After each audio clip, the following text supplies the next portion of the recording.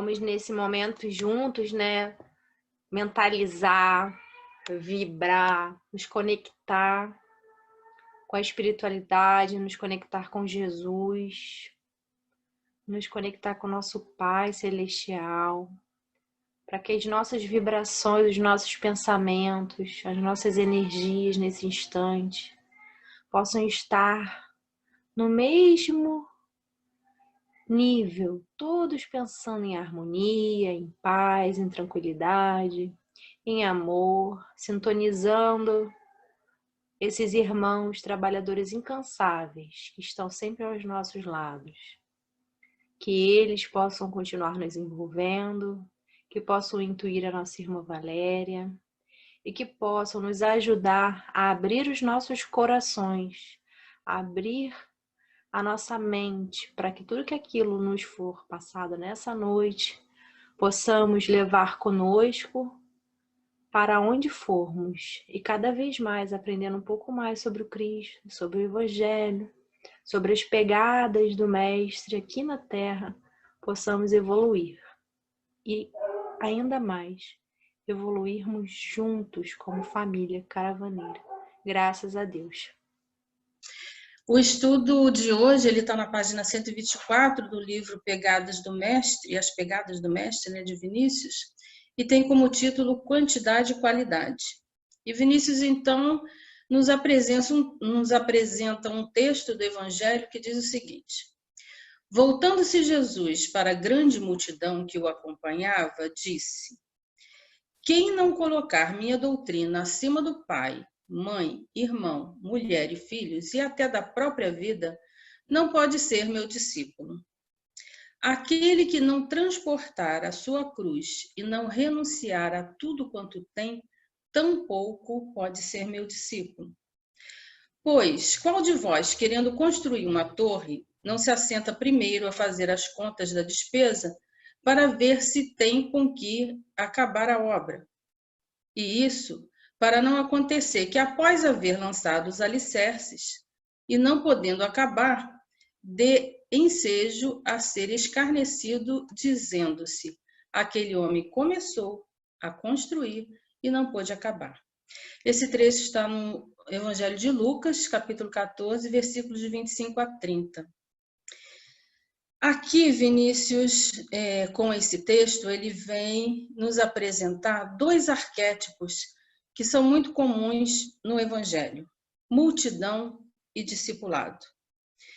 Dois arquétipos, dois modelos explicativos que nos ajudam a entender o que? A progressão que a doutrina espírita, a doutrina do Mestre, nos aponta a seguir. Vamos ver o texto bíblico, né, analisando cada parte. Então, o texto diz, de início, Jesus se volta para a grande multidão que o acompanhava. Vemos aí a multidão, o primeiro arquétipo apresentado. E aí vamos pensar, né? Cada um aí, tá todo mundo no mute, né? A gente tem pouco tempo, mas vou tentar ouvir de vocês aqui dentro do meu coração, que eu tenho certeza que vem, o que essa multidão estava querendo com Jesus? Por que essa multidão ficava atrás de Jesus? A gente vê muito isso no Evangelho. Jesus está indo pelo rio, né, pelo lago, o pessoal está pelas margens. Quando Jesus chega lá, a multidão já está lá. Ele está sempre cercado de multidão. Daqui a pouco tem multidão. O que essa multidão quer com Jesus? O que ele quer? A resposta, deixa eu pensar e puxar de vocês. Tenho certeza que vocês estão dizendo, a multidão tem o quê? Tem fome, tem sede, a multidão tem dor, a multidão tem doença. E por que a multidão está atrás de Jesus? A multidão quer que Jesus atenda a essa necessidade que eles têm. Então, há nesse arquétipo, nesse modelo, né, da multidão que é apresentada nos evangelhos, essa característica. A multidão corre atrás de Jesus para que Jesus atenda às suas necessidades. E tem um outro tipo também dentro da multidão, são aqueles que querem flagrar Jesus em alguma situação. Os fariseus eram, né, craque nisso. Vão pegar Jesus ali, era um interesse ideológico, de ver se Jesus se contradizia, principalmente porque Jesus vem renovar a lei mosaica, vem colocar todo o amor, né, na lei, e não aquela lei ao pé da letra. E os fariseus estavam ali sempre atrás, querendo, né, descobrir alguma coisa de Jesus. Mas não deixa de ser também o quê? Está procurando, está seguindo Jesus, por quê? Por um interesse, para que Jesus atenda o quê? A seu interesse de flagrá-lo. E aí eu pergunto para nós, e nós? Por que nós seguimos Jesus? Por que somos caravaneiros? Por que estamos, né, nessa busca? No texto do livro Harmonização, Emmanuel diz o seguinte: ainda hoje o Cristo sofre o assédio das multidões necessitadas e sofredoras. Apertam-no através de templos, círculos, reuniões, oprime-no com as mais estranhas rogativas, é perseguido, disputado e instado com violência. Então, a gente vê isso, né? Vamos colocar lá, coloca um dia inteiro, o caravaneiro vai dar passe o dia inteiro, vai chover de gente. Tem uma reunião de desobsessão, de descarrego, a gente vê isso, quer dizer, a multidão corre atrás disso. E o que Jesus faz? Vamos ver a atitude de Jesus diante disso. O que Jesus faz diante dessa multidão? Manda embora? Não. Jesus abraça, Jesus acolhe, Jesus cura, sacia, alimenta, mas ele é o quê? Mestre. E o que faz o mestre? O mestre ensina, educa. Então, Jesus não pode ficar só nessa, ele tem por obrigação, né? E claro, como o Espírito Perfeito que sempre foi, ele vai advertir, vai educar, vai ajudar essa multidão a pensar, a refletir, a tomar uma atitude se querem crescer, se querem evoluir, ou vão ficar na mesmice de correr atrás dele. Emmanuel diz o seguinte em Fonte Viva: diante da multidão, Jesus se dispõe a ensinar. É imprescindível que nos empenhemos no serviço da educação, ajudar ao povo a pensar, a refletir, a crescer, a aprimorar, auxiliar a todos que se beneficiam e se elevam tanto quanto queremos para nós mesmos. Aqui a gente vê uma chamada, né, de Emmanuel para que a gente saia do paternalismo que muitas vezes as religiões podem cair diante dos seus fiéis. Acolher, abraçar é importante, mas temos que evangelizar, temos que ajudar as pessoas a crescerem, a sair, né, dessa mesmice de correr atrás de Jesus só pela quantidade, né? E aqui Vinícius coloca que Jesus ele não se preocupava com um número avultado de prosélitos, porventura se reunisse, né, em torno dele, né, do que ele anunciava. Jesus queria homens compenetrados, convencidos e perfeitamente conscientes dos seus deveres. É por isso que Jesus ele não pretendia arrebatar, mas ele dirige-se à multidão, depois de saciar, depois de curar, ele puxa pela razão. Vamos agora ver o que podemos fazer se queremos evoluir, porque enquanto espíritos. E aí Jesus continua, né? Vamos ver, continuando o texto, ele diz, agora venha, né, o puxão de orelha, quem não colocar a minha doutrina acima do pai e da mãe, tudo aquilo que eu li, né? Inclusive acima da própria vida, não pode ser meu discípulo. Olha aí, discípulo. Discipulado, aquele que se dispõe à disciplina, a seguir a disciplina do mestre. É o despertar do discípulo diante da multidão, é o segundo arquétipo. O discípulo, ele deixa agora de buscar a Jesus para que Jesus atenda às suas necessidades e passa a querer atender a Jesus na doutrina que ele propõe. Então, o discípulo ele deixa esse comportamento de multidão para ser discípulo. Vinícius diz que o verdadeiro cristianismo não se interessa pela quantidade, mas sim pela qualidade.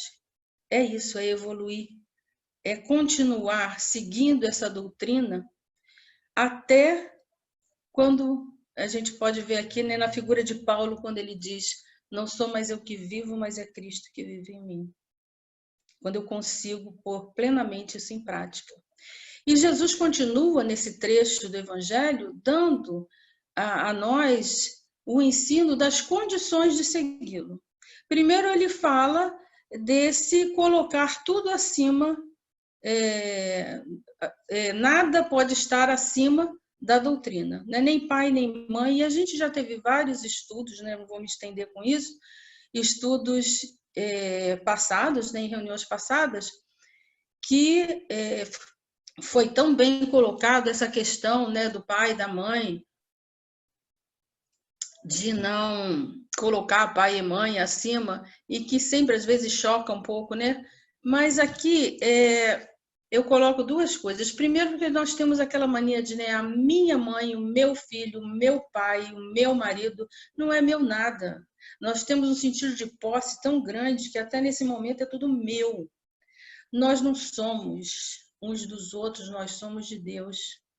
E nós estamos, porque a mãe que eu sou hoje pode ser a filha que ontem maltratava a mãe. A filha que eu sou hoje pode ser aquela mãe que rejeitou o filho ontem. Então, se estamos no mundo de expiação e provas, somos todos iguais nesse sentido.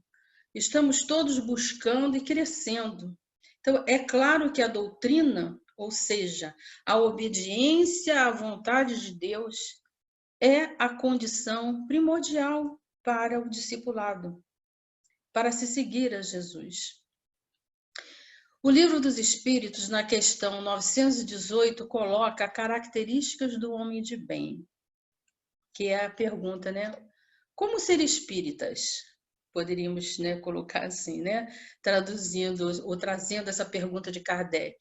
Que Kardec pergunta: por que sinais se pode reconhecer no homem o progresso real que deve elevar o seu espírito na hierarquia espírita? E os espíritos dizem: o espírito prova a sua elevação quando seus atos são a prática da lei de Deus e quando compreende por antecipação a vida espiritual. A doutrina tem que estar acima de tudo, a doutrina do mestre. A segunda condição que ele coloca é o desapego e a abnegação. Quando ele fala que, além de pai e de mãe, você a si mesmo, até a sua própria vida, você tem que colocar a doutrina acima de si mesmo. E Miramês nos lembra e nos fala, né, achei muito interessante, de que esta é uma das decisões mais difíceis do discípulo. É o desapego, é a abnegação. É a gente se desapegar do nosso egoísmo, de tudo aquilo que a gente tem dentro que nos impede de crescer.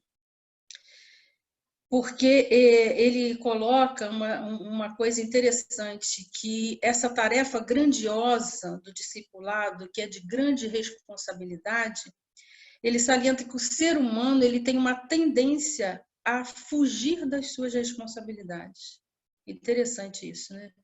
Então, Jesus, conhecendo isso, ele vem advertir, vem exortar diante da multidão. Você quer ser discípulo? Você quer crescer enquanto espírito? Você quer evoluir? Você precisa se desapegar. Você precisa se renunciar, né, àquilo que está te impedindo de caminhar. E a terceira condição que ele coloca é o compromisso e a responsabilidade quando ele fala em transportar a cruz. E mais uma vez eu trago dois textos aqui de Emmanuel, que é muito interessante. Emmanuel colocando exemplos do que é a cruz. Ele diz que nossas cruzes incluem, quer dizer, né, o que é carregar a cruz?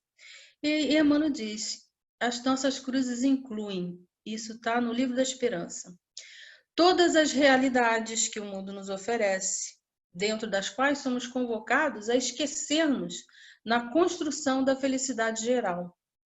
As provações em família, os sacrifícios mudos, em que às vezes, né, os entes amados nos pedem largos períodos de aflição e de renúncia. Os desastres do plano físico que nos cortam a alma. Aí nós temos aí a Covid, que está aí, né, um desses desastres, né, que tem acontecido aí. O abandono daqueles mesmo que nos baseavam todas as esperanças, o cativeiro a compromissos pela sustentação da harmonia comum, as tarefas difíceis, em cuja execução quase sempre somos constrangidos a marchar. Olha que coisa, né? E achei muito interessante o que Emmanuel diz em Fonte Viva, que nunca tinha visto essa colocação, mas achei muito interessante. Ele diz que tem duas posições. Ou a gente carrega a cruz e não segue Jesus, ou a gente segue Jesus e não carrega a cruz. Mas qual é o certo? É carregar a cruz e seguir. Olha que interessante isso. Ele coloca assim, Emmanuel: aprendizes existem que levam consigo o madeiro das provas salvadoras, mas não seguem o Senhor, por se confiarem à revolta através do endurecimento e da fuga. Quer dizer, faz da cruz um peso tão grande, uma provação tão grande, que essas dificuldades, esse peso, essa provação é tão difícil, que aí não dá certo, aí não vale a pena carregar a cruz desse jeito, se lamentando e querendo, né, se livrar daquilo, sem tirar disso um aprendizado. Ou então tem aqueles que seguem a Jesus através de quê? Outros parecem seguindo o mestre nas frases bem feitas, mas não carregam a cruz que lhes toca, abandonando a porta do vizinho e companheiros. Então tem aqueles ilustres, né? Às vezes, inclusive, né, chefes, né, e diretores, né, das grandes religiões, né, os que conduzem, os que falam bonito, que fazem pregações maravilhosas, mas que na hora da cruz larga para o outro, na porta do vizinho, na porta do pai, da mãe, né, e não carrega. Então, essa lição de Emmanuel é maravilhosa, né? E Jesus conclui dizendo: qual de vós, querendo construir uma torre, não se assenta primeiro para fazer as contas da despesa? Agora é aquilo. É o conhecimento de si. Eu tenho que saber as minhas possibilidades, as minhas condições e a responsabilidade que eu tenho enquanto discípulo. E fazer as contas, porque há momentos que não dá para a gente fazer certa coisa, assumir certo compromisso, é melhor que não assuma. É melhor esperar o momento certo. Por quê? E Jesus, numa passagem, né, do Evangelho, diz, né, tem aquele que diz sim e não faz. E aquele que diz não e faz, quem é que fez a vontade de Deus? Ele pergunta isso, né? E aí o povo diz, aquele que diz não, mas fez. Então a gente tem que nos perguntar e nos conhecer sobre as nossas possibilidades. Trago aqui Livro dos Espíritos, mais uma vez, na questão 919. Kardec pergunta o seguinte: qual é o meio prático e mais eficaz para se melhorar nesta vida e resistir ao arrastamento do mal? E aí os espíritos disse: um sábio da antiguidade já vos disse, conhece-te a ti mesmo. Qual é o meio de conseguir? E aí, gente, recomendo, não vou ler aqui porque a gente não vai ter tempo para isso, mas todo um tratado, né, que eu digo, de Santo Agostinho, que coloca a experiência dele desse conhece-te a ti mesmo. Santo Agostinho coloca aí nessa questão 919 a experiência dele enquanto encarnado nesse mundo, nesse planeta, o que ele fazia todos os dias, o que ele fazia no final de cada jornada, para fazendo assim um exame de consciência e vendo o que ele fez, o que ele deixou de fazer. Santo Agostinho diz que o conhecimento de si mesmo é a chave do progresso individual. Ele faz essa recomendação maravilhosa de algo que diz que ele aprendeu sempre, né? Ao final do dia, ele fazia esse exame e perguntava para si mesmo: o que eu fiz de bem? O que eu fiz de mal? Qual é o objetivo do que eu fiz? Faltei com algum dever? Alguém teria o que se lamentar de mim hoje? Eu feri alguém com palavras, com ações? Alguém teria, né, o que me pedir perdão, ou eu pedir perdão? Examinar o que eu fiz contra Deus e o que eu fiz contra o meu irmão, o meu próximo. E interessante que ele fala assim, se você tiver dúvida da resposta, faz o seguinte, se coloca no lugar do outro. Pensa no que você fez para alguém, né? O que você disse para o seu marido, para sua mãe, para sua filha. Pensa ela dizendo isso para você. Que coisa linda, né? Se colocar no lugar do outro. E se você perceber que não foi legal, então não foi. Que é aquilo, né? Não posso querer para o outro aquilo que eu não quero para mim. E aí ele diz, foi assim que cheguei a me conhecer e ver o que havia para reformar em mim. Se puder dizer que a jornada foi boa, pode dormir em paz. Lindo, lindo. Sou apaixonada por Santo Agostinho, né? E aí, minha gente, eu deixo aqui a grande pergunta para nós, né?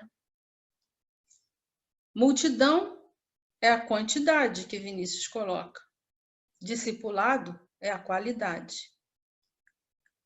O que somos nós?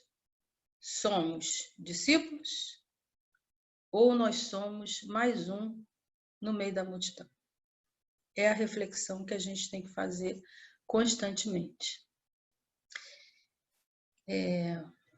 Vou fazer a prece e depois a gente abre até para que haja uma complementação, né, diante dessa reflexão.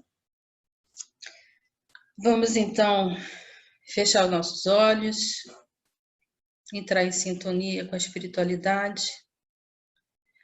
Deus Pai de misericórdia, Pai querido, Pai amoroso, te agradecemos porque diante da multidão tu nos chamaste a atenção para sermos discípulos. E tu sabes, ó Pai querido, o quanto nós queremos te seguir, queremos fazer o bem, queremos ser discípulos. Ajuda-nos, ó Pai, a vencer a multidão que existe dentro de nós, a tirar todas as amarras do nosso egoísmo, de tudo aquilo que nos atrapalha a te seguir, a fazer a sua vontade, a sermos obedientes, a renunciarmos a nós mesmos para te seguir.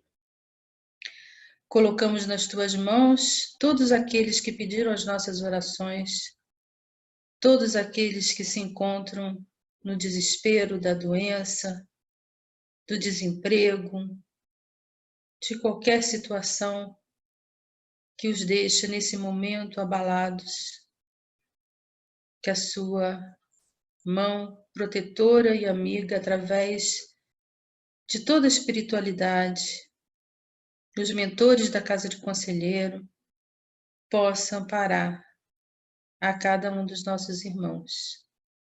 Que Maria, nossa Mãe, nos proteja hoje e sempre com seu manto sagrado, rogando por nós. E assim, ó Pai, te damos juntos o nosso graças a Deus.